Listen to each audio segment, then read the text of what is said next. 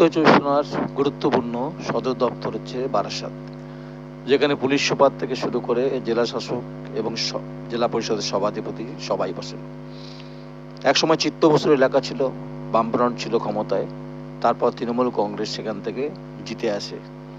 বহুদিন আগের কথা, কিন্তু রাজনৈতিক পট পরিবর্তন, পরিস্থিতি অনেকটা পাল্টেছে।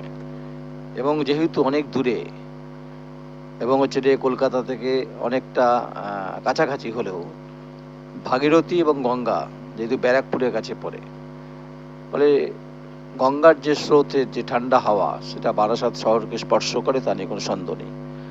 বারাসাত স্টেশন অত্যন্ত গুরুত্বপূর্ণ, যেখান থেকে বনগা লোকাল এবং যা আসা করে। কিন্তু 2011 এবং 2016 এবং 2021 এই তিনটি বিধানসভা নির্বাচনে বামফ্রন্টকে উকড়ে ফেলে দেয় মমতা বন্দ্যোপাধ্যায় তার নেতৃত্বের পরিপ্রেক্ষিতে।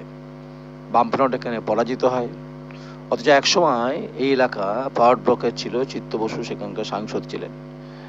কিন্তু প্রশ্ন হচ্ছে যে 2026-এর নির্বাচনের আগে এখানকার যিনি সিটিং এমএলএ চিরঞ্জিত, যিনি অভিনেতা, তিনি বারবারই তিনি না দাঁড়ানোর কথা বাহানা আকারে তিনি তুলে ধরেন বারবার করে।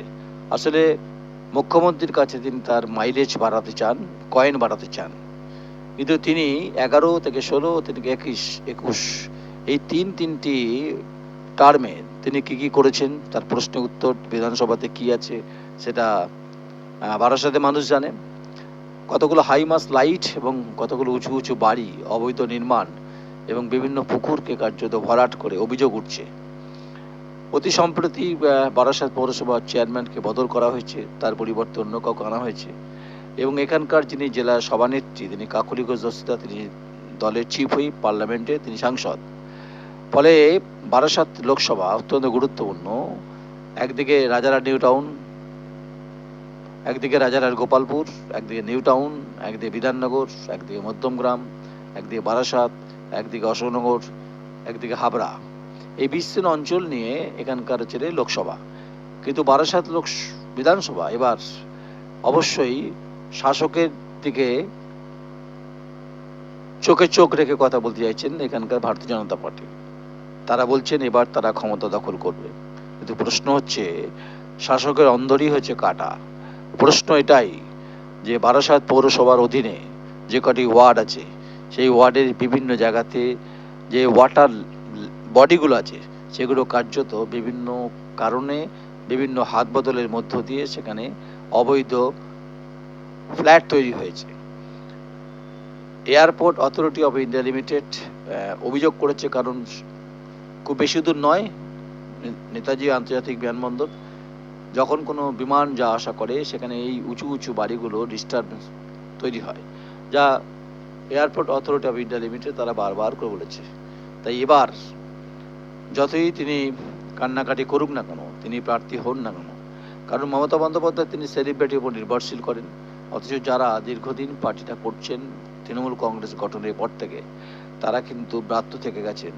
তাই এবারের নির্বাচনে যারা দলের একনিষ্ঠ কর্মী এবং সমর্থক, তারা আদৌ ভোট দেবেন তো? তারা নীরব থাকবেন না তো? তাই একদিকে বারাসাত পৌরসভার যে গার্বেজ এবং যে সমস্ত বিষয়, সেগুলো তো প্রশ্ন, নিকাশি ব্যবস্থার ক্ষেত্রে নানান প্রশ্ন হচ্ছে, হরিতলা থেকে শুরু করে কলোনি মোড় থেকে শুরু করে নবপল্লী থেকে শুরু করে বিস্তীর্ণ অঞ্চলে। এবং রেলগেট, যে রেলগেট নিয়ে অনেক বারবার আন্দোলন হয়েছে।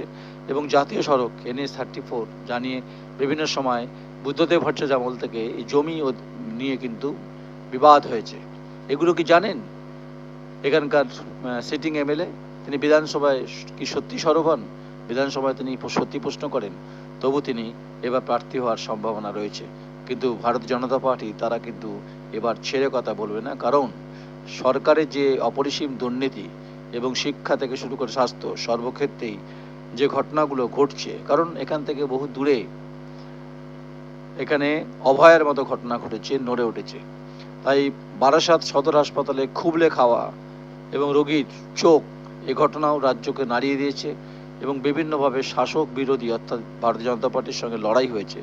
তাই এই লড়াইয়ে এবার কার বাজিমাত হবে, সময়, পরিস্থিতি, পরিবেশ পরিষ্কার করে দেবে।